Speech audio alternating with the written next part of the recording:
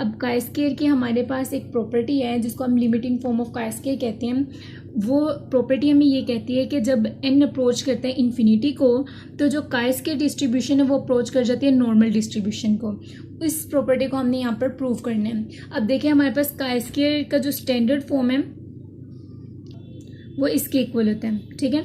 यहाँ पर मीन हमारे पास 0 होता है और वेरिएंस हमारे पास होता है 1, ठीक है। अब यहाँ से जब हमने अपना ये प्रूव करनी है ये प्रॉपर्टी तो हमने स्टार्ट करना है मोमेंट जनरेटिंग फंक्शन से। By definition moment generating function हमारे पास इसके इक्वल होता है। जब हम जी में जा रहे हैं स्टैंडर्डाइज में जा रहे हैं तो यानी जहाँ जहाँ एक्स है वहाँ जी आ जाएगा।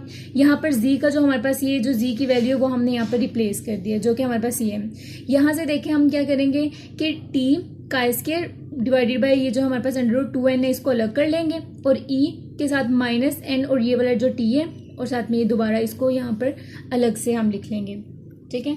यहाँ से जो हमारे पास कांस्टेंट वाली टर्म है हम उसको ले लेंगे बाहर, जो कि हमारे पास बन जाएगी ये वाली जो हमारे पास टर्म है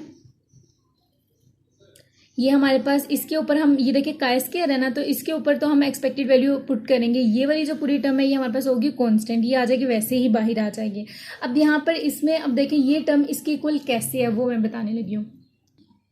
काई का जो मोमेंट जनरेटिंग फंक्शन होता है सॉरी टी डिस्ट्रीब्यूशन का जो मोमेंट जनरेटिंग फंक्शन होता है ना वो हमारे पास होता है 1 मिनट। तो काई का जो मोमेंट जनरेटिंग फंक्शन होता है वो हमारे पास जब उसकी एक्सपेक्टेड वैल्यू लेते हैं ना वो इस टर्म के इक्वल होती है। यानी कि देखिए हम काई स्क्वायर यहीं पे रहेगा, ये जो टी है इसके जगह पर हमारे पास ये देखिए यहाँ पर 2 जो है वो फॉर्मूले का आएगा और खाली टी आएगा। जब यहाँ पर टी के साथ हमारे पास ये पूरी टर्म है तो हम क्या करेंगे कि हम इस टी की जगह ये पूरी टर्म रिप्लेस करेंगे, ठीक है। तो वो ये काम यहाँ पर किया हुआ कि एक्सपेक्टेड वैल्यू ऑफ ये जो है पूरी टर्म इसको इसके इक्वल लिख दिया गया, उसकी पूरी की जगह हमने ये रिप्लेस किया।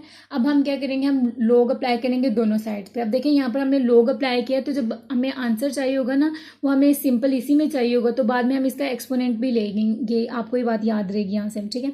अब इस स्टेप में हमने सिर्फ क्या लोग लिया। जब लोग अप्लाई किया है तो आपको पता है लोग की प्रॉपर्टी क्या होती है कि हमारे पास जो भी यहाँ पर मतलब एक वैल्यू लगा लें और दूसरी वैल्यू फर्स्ट टर्म और सेकंड टर्म जब मल्टीप्लाई हो रही होती है तो वो हमारे पास किस तरह आती है ln a + ln b। तो हम इसके अकॉर्डिंगली यहाँ पर इसके ऊपर लोग अलग अप्लाई करेंगे और इसके ऊपर लोग अलग अप्लाई करेंगे। अब देखें जब हमने इसके ऊपर लोग अप्लाई किया है तो वो देखें हमारे पास क्या आ जाती है ये ln e से कट हो जाएगा तो हमारे पास खाली ये पार्ट रह जाएगा। और यहाँ से जब हमने इसके ऊपर लोग अप्लाई करेंगे तो इसकी पावर पहले आ जाएगी और ln इस पे अप्लाई हो जाएगा। अब ln की जो सीरीज है वो माइनस के साथ आती है इसलिए यहाँ पर प्लस लग जाएगा और जो माइनस वाली सीरीज है माइनस इधर लोग के साथ आ जाएगा और ये सीरीज हम इसमें रिप्लेस कर लेंगे। यानी कि यहाँ पर x था तो x + x²/2 तो यहाँ पर x की जगह हमारे पास क्या है 2t/√2n तो हमने √2n और 2t लिख दिया। इसी के अकॉर्डिंगली हमने इसको ऐसे पुट कर दिया। अब यहाँ से इसको इसके साथ मल्टीप्लाई करेंगे अंदर। अब देखें जब हमने अंदर मल्टीप्लाई किया तो हमारे पास ये टर्म बन गई। अब यहाँ से ये 2 इस 2 से कट हो जाएगा, ये वाली पूरी टर्म इससे कट हो जाएगी क्योंकि ये माइनस में ये प्लस में है। पीछे हमारे पास ये पार्ट रह जाएगा। यहाँ से ये वाला 2 इससे 2 बल्कि 4 का 4 कट जाएगा। 4 का 4 कटा तो यहाँ खाली 2 रह जाएगा 1/2 और t² आ जाएगा प्लस। अब यहाँ से देखें ये वाली टर्म कैसे आई कि यहाँ से देखें ये 1 n से कट गया, ठीक है, और 2 4 = 8 और यहाँ पर हमारे पास 6 है। तो अब यहाँ से देखें 4/6 है तो इसका 2 जब कट किया तो 2 3 आ जाएगा, ऊपर 2 आ जाएगा और नीचे हमारे पास 3 आ जाएगा।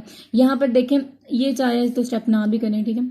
तो अब यहाँ पर देखें कि यहाँ पर हमारे पास क्या रह गया √2n और ऊपर हमारे पास t³ रह गया।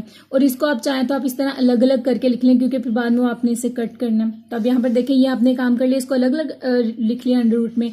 अब यहाँ से ये 2 है तो हम √2 को इस तरह लिख सकते हैं ना कि 2 टाइम्स √ लिखें 2 तो = 2 आएगा। तो ये इनके ये वाली टर्म बन जाएगी। इसको जब दोबारा करेंगे तो √ खत्म हो जाएगा और 1 2 बाकी रह जाएगा। जब आपने इसको इस तरीके से ब्रेक कर लिया तो ये इससे कट हो जाएगा, पीछे रिमेनिंग हमारे पास ये वाली टर्म रह जाएगी।